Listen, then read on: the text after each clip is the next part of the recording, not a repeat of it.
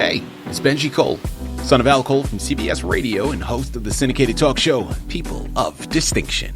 A talk that gives you an in-depth view of some of the most dynamic, intelligent, and successful people on the planet. Run to our website, alcoleenterprises.com for more info. Email me through benji@alcoleenterprises.com if you'd like to get involved with what we have going. And as always, please continue to like and follow our broadcasts. People of Distinction is internationally syndicated solely due to the love and support that you all continue to give. We're available across all major distributors, and as long as you keep following, we're going to continue to put out the content. Now sit back and strap in, because on the line with us today, we have the impressive Dr. Marion P. Myers. And we're going to be discussing her amazing book, Never That, Belly Up and Bully Down.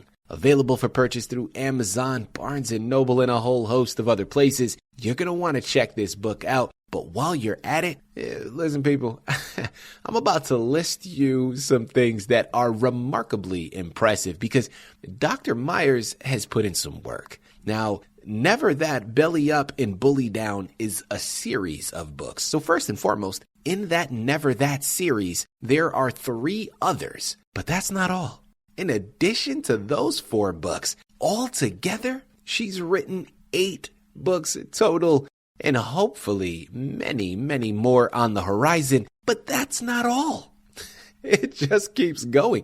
In addition to those 8 books that she's written, one of those books is developed into a television series. Now, that one is called Cycles. You're going to want to check them all out, man, because I'm telling you, Dr. Myers is onto some things, and these books are remarkably educational, not only for the children, but also for those parents and those teachers alike that choose to take advantage of them. So one more time, the one on discussion for today, Never That, Belly Up, and Bully Down. And before we go any further, I want to take this opportunity and point out the fact that Dr. Myers was brought to our network by Author Reputation Press. So for my writers out there listening in right now, if you've gone through your process and now you need help moving the book you developed, contact ARP, because this is exactly what they specialize in, and this is exactly what their team is going to help you do. Head on over to authorreputationpress.com and gather all the ways that they're going to help you do just that. People, let me ask you a question. I want to pose something to you here. Imagine a world where every child has the tools, right? They're equipped to stand up to bullying, embrace kindness, and build meaningful connections. That is the power of this story. That is the power of this series and so much more. So the one we're discussing today, the Never That, Belly Up and Bully Down, is going to tackle that. But the Never That series is filled with remarkable, captivating fictional tales that not only entertain, but also equip teachers, parents, and children alike with the skills to recognize and correct negative behavior. So whether you're an educator listening in right now, you're a parent, or you're simply someone who cares about shaping the next generation, which each and every one of us have a responsibility to do, these books are your key to fostering empathy, resilience, and social awareness in our children. I'm going to use the cliche of the children are our future, but people, it's so true. And if we start them young, if we train them properly, imagine the world we'll be able to see coming to fruition tomorrow. I'm telling you, man, Dr. Myers is an embodiment of a person of distinction, and her books are a testament to what we can do if we really start to buckle down and hone our focus on the correct things. Strap in, have your notebooks ready. Dr. Myers, first and foremost, welcome to People of Distinction, and thank you very much for being a guest. How are you doing today? I'm doing fine, and thank you so much for having me. This is a wonderful opportunity to be on your great show. I appreciate this opportunity. Well, listen, I appreciate you being a guest here, Dr. Myers. We wouldn't have been able to invite you unless you did your part in creating these magnificent books. So thank you for taking the time to do so. Before we go into the books, start off by telling us a little bit more about your background, please. Okay, well, I'm the youngest of 5 children. I'm from Philadelphia, Pennsylvania, and my parents were teachers, they're educators, they've passed on now, but I come from a line of teachers. One of my brothers is a teacher, and my sister is, and my other 2 brothers, they did something else, but my aunt was a teacher, my cousin, and since I was a child, I've always wanted to be a teacher. So I said I want to be a dedicated fifth grade teacher, and I've taught all levels. I've taught elementary, middle, high school, as well as the college level. And so I just know that when we get our education, we can go anywhere from there. Nobody can take that from us. So I'm very interested in really nurturing our children to, get to their skills. And it's the will and the skill thing. You have the will to want the skill. And so my mom and dad taught all five of us that. And that's what I'm carrying on now. Love that. Well, first and foremost, Dr. Myers, I'm going to congratulate you to start with the work that you have done and the work that you will continue to do, helping shape and develop the minds of future generations, because it really is something that I don't think is recognized nearly enough. When it comes to the educators that we have in this country, they don't get nearly enough credit, and they damn sure don't get paid enough for the amount of work that they have to do, man. I had a very brief stint in education myself. I taught college during my master's program, and then I taught fourth graders for a few years after. And just between you and I, Dr. Myers, I always enjoyed teaching the fourth graders much, much more than I enjoyed teaching the college students. But that's for another discussion. But honestly, man, the main thing here is the amount of hats that educators have to wear. I don't care. You may be hired to teach history, to teach science, whatever it is, but at any given moment, you're going to need to be a referee. You're going to need to be a counselor. You're going to need to be a whole host of things. And it gets overlooked. So thank you very much for the amazing work that you and all of your educators continue to do, because it's recognized here is what I'm trying to say. A lot of our kids are distracted by, I do like technology. I embrace it, but it has to be a balance. And sometimes they just get overwhelmed with technology and not using their own good brains. I told them, I said, you have a good brain. God gave us the brain first. You're smarter than the computer will ever be. Yeah. So that really, pushes me too, to show them that they have skills. Don't depend on the AI so much. I know all that's important and it's good to help us, but we need to use our good brain that God has blessed us with, because we're all creative and we all have skills. We just have to nurture those skills and, get them developed. Exactly. Well, without further ado, Dr. Myers, Never That, Belly Up and Bully Down. Tell us more about this fantastic book.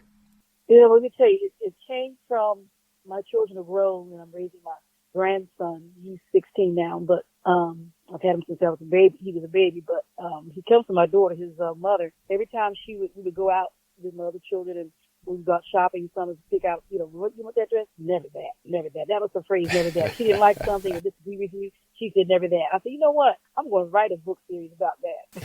So that's why I came with the title, Never That, because that was one of my daughter. That was my daughter. I have a son and a daughter. Mm-hmm. That was my daughter's favorite, saying, never that. If she didn't like what you said or like a pair of shoes you picked out for her, or but we're going to fix that for dinner at that time, never that. And so I began to write the book, Never That, and it's based on a family. Miss Corbett is a single parent now because her husband died in the line of duty. He was a top detective, and she's raising her son and her daughter, Dwayne and Alicia. And Dwayne is 14, and Alicia is 10. And so she goes through the challenges of, where they go through school and home. And each book, I focus on different character education traits. And this book, Never That, Belly Up, Belly Down, my book is basically focused on good manners, positive attitude, obedience, self-discipline, respect, and responsibility, as well as consideration of others. And so all this book focuses on that, but the other books focus on other different, character education traits. And I had so much fun writing it because I'm telling scenarios about what I learned, what I witnessed personally as my own, in my own life, as well as with some of the students I've taught, and my own children and grandchildren. So it's really, I just change some things around, but it's really a realistic fiction book. As these things happen, and Belly Up, Bully Down is about bullies, and our kids are really confronted now with bullying more and more. Now with cyberbullying, of course, unfortunately, that's really coming up. Mm-hmm. So it talks about how to deal with bullies and how to stand for yourself and walk away with self-discipline and respect, and don't stoop to that level. So I'm excited about it because we need bullying to be addressed. We really need this because more and more kids are being bullied. It's getting worse now with all the social media outlets. Yeah, absolutely. And listen, I think that is a great point in terms of what your book and your books, because of course, Never That, as I mentioned, is a series. So there's teaching all throughout. And I get it. Listen, as an educator And also as a parent myself, whether you're in the classroom or you're out, the education never stops, right? So you're always there to implement that. Well, we know that the books are meant to help children recognize and correct bad behavior. My curiosity now, how, when you were designing the book, when you were constructing the book, how did you design the story to subtly guide children? And I think that's important. It's subtle because you don't want to become overly aggressive with this. So how did you subtly guide children toward understanding the consequences of their actions without, as I mentioned, becoming overly didactic? Yes. Well, I would give them a case scenario about maybe what something happened to me, and children are really, I tell you, they're really honed in when you give them your view of things, when you tell them about your experiences. I would tell them, wait a minute, let's watch this for a minute. Let me tell you what happened to me or one of my relatives or a friend of mine. And, I would ask them, okay, what do you think would happen to them? What do you think they did? And that way would hone them in to say, yeah, I don't want to turn out like that. I don't want to do that.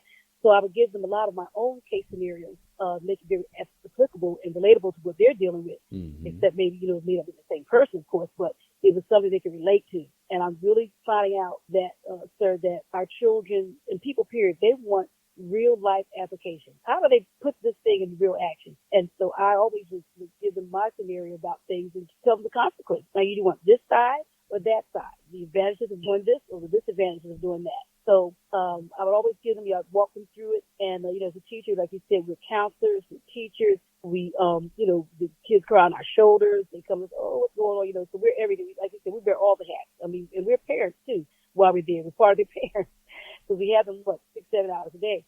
So, yeah, we're there to nurture them. So I would always use a scenario about what happened. And sometimes current events, we talk about that, and that would relate to that particular incident that happened in school. So you heard, you saw what happened to this person, that person in this city or that state or that country. And sometimes they don't listen to the news. I would pull it up on our Promethean board and show it and say, look what happened. And you're doing the same thing.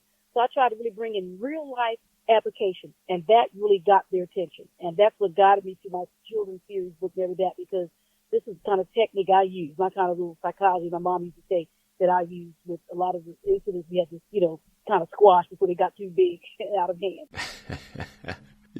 People, again, it's Amazon, it's Barnes & Noble. The book is called Never That, Belly Up and Bully Down. But make sure to check out all of the others, because when I tell you Dr. Myers has a canon, man, Dr. Myers has a canon of work. There are 8 books total, 3 more in the Never That series. But in addition, remember that book cycles. Not only is it a book, but it also is a television series. So you're going to be able to get another layer of information and get it through a different medium. Sometimes reading isn't for everyone. Well, visual learners are going to be able to take advantage of that as well. So look into everything that she has in store.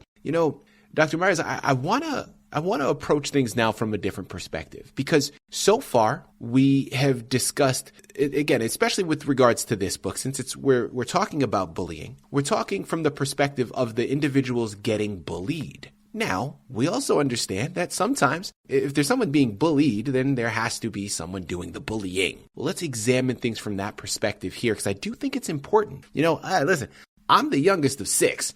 So there wasn't much bullying that I was doing, but I was getting bullied a lot, I tell you that much, growing up. But that's neither here nor there. We're past it. We're all adults now. And just between you and I'm bigger than all of them anyway now, so they can't bully me anymore. But when we talk about the person doing the bullying, how do we address this? Because you want to make sure that just because a child is bullying another doesn't make them a bad child. Now, they're doing bad behavior, right? So we want to address it, but we don't want them feeling shamed or even attacked, because that can then be counterintuitive. So how does your book address navigating those turbulent waters to correct that behavior? Well, my book addresses how the person bullied, why they did the bullying. They wanted to be accepted. They thought they were being left out, and they thought that people thought that they were better than them. So we address that to realize that, look, you're just as good as anybody else. Be proud. Don't, take your insecurities out on someone else. So you're exactly right. The bully is very important. It's like the one who's being bullied. And we address the bully in this Never That book, and all of them. We looked at, their perspective, where they're coming from, and find out, why they're acting this way, what's going on. And sometimes it could be, something that happened in the family. Sometimes it could be something that they didn't get and they wanted, and it could be just feeling bad, because kids do have, they're very emotional. I mean, people are, and so they come to school with a lot of baggage. So we, in the book, I address the baggage that the bully comes in with, and basically he just wanted to be part of the game. He felt that he was being left out. He thought that Dwayne and Jonathan and their bunch was leaving him out, and he said no. He said no, you can be a part. So they began to make friends and get better at the end of the book. I mean, they got together. We talked it out. They talked it out with the principal, with their parents, and they were able to come to a good agreement. And he apologized for bullying. And he said he just wanted to be known and wanted to make people say, look, hey, look at me. So It's always good to address the bully, because that bully has something going on while they're bullying, And you're right, they're not bad kids. They just want attention. They're trying to get somebody help me, And so we always address the bully and the bully. Yeah, it has to be addressing both of them, because, you have to find out why they're bullying and then try to solve that problem. Yeah. Dr. Myers, as we begin closing out here, now let's shift perspectives and let's talk about it from the adult side of things. For educators out there listening in, for parents out there listening in, what type of exercises or examples are used within the stories that you've constructed to allow them to now enter and engage with the children as well, so that they have a part to play in this process as well? Right. Well, I have some instructions, like pre-reading activities. It's always good to have a pre-reading activity where you talk about the topic. I have a graphic organizer and some very pointed questions in all my books, where the teacher or the parent can talk about whatever that, in this case, bullying.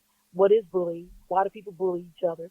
And what can you do about it? And the graphic organizer addresses when people get bullied, why they get bullied, how they get bullied. It might be from the phone, a social media app. It might be, picking at each other at school, whatever it might be.